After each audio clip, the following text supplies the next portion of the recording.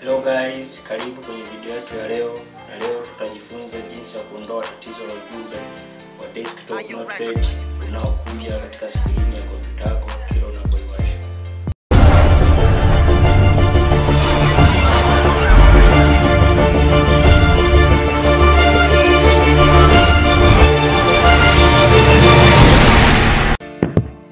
So hatua ya kwanza utaenda kwenye my computer.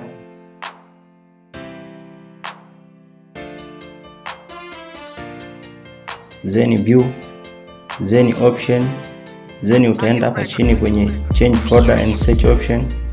Itafunguka hivi. Utaenda juu kwenye view, then select show hidden files, then utamalizia na okay. Hatua inayofuata utaingia kwenye local disk C, ile iliyobeba window.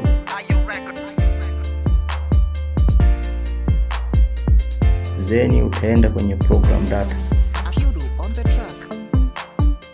then Microsoft,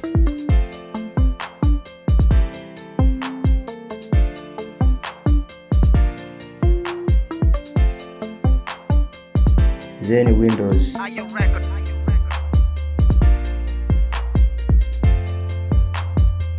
then start menu, then programs,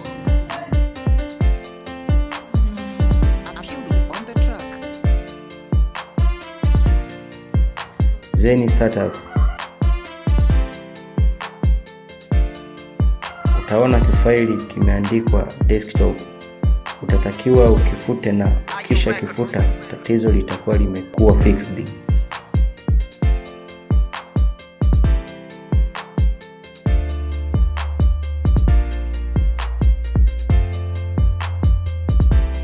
Asante kwa ambao tulikuwa wote kuanzia mwanzo wa kipindi hiki hadi mwisho huu.